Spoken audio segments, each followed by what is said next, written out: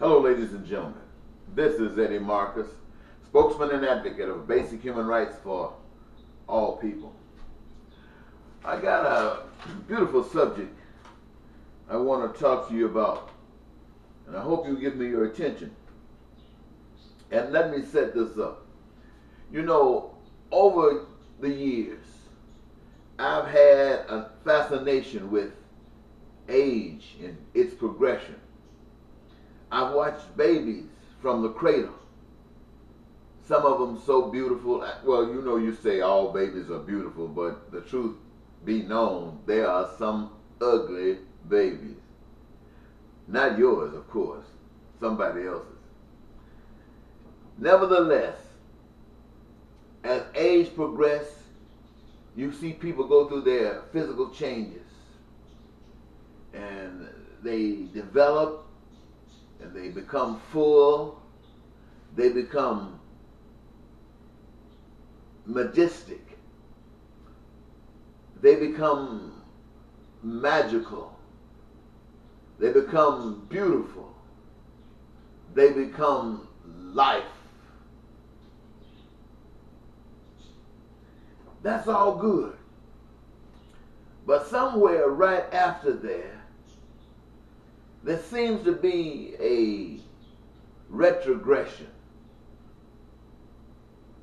That beauty, that handsomeness seems to start drifting. And as time goes on, it drifts. And what was seems to be dissipating. And before you know it, you are old, and some of you are as ugly can be. Ugly.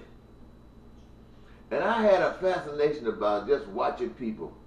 How is it that people can be so young and so beautiful and then so old and so ugly? I've worked on that, and I've worked on that, and one day, in fact, just yesterday, the answer came to me. And that's what I want to share with you today. It is called The Secret of the Fountain of Youth. Everybody wants to stay in that perimeter that I described from, say, your flower when you're blossomed. I mean, those were maybe perhaps some of your better years. And I know that's when you look your best. And you would love that, especially when you know you're going to go over the hill. How do you prevent from going over the hill? You see, what came to me is this, is that the creator of us all has a fascination with life. And life has so many objectives and goals. And in its process of doing the things that it does, it has an effect on us by the fruit that we are. If we are good fruit, we have one reaction. And if we are not good fruit, we have another reaction. And whether we know it, life brings to us what we as an individual, as a group, as a nation deserves. And as far as our individual ugliness, I could spend some time trying to set it up, but I think I just want to get straight to it. Why are you so ugly? You're like a flower that's beautiful one day and dead the next. No, we've heard that example used, but it's much more than that. A flower has to go the way it does because that's in its nature. But we don't have to go this way. We choose the way we go. Whether we know it or not, we choose the way we go. What am I saying to you? I'm saying to you, you are ugly, and those of you who are not so ugly right now, that's gonna be as ugly can be in some years to come. The way to prevent that is change. Change your character. Change your character. See, we have a lot of ego, and we love to fascinate ourselves with how important we are, and how, especially how wonderful we look. We the best look in town.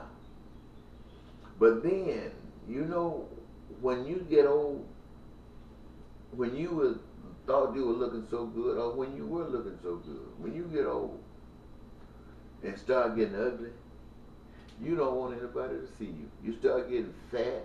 You start doubting yourselves, and you just shut down for the most part as the years go on. And you look in the mirror, and everything seems to be going awry. Everything. And you look all around you, the world in which you live, and it is as ugly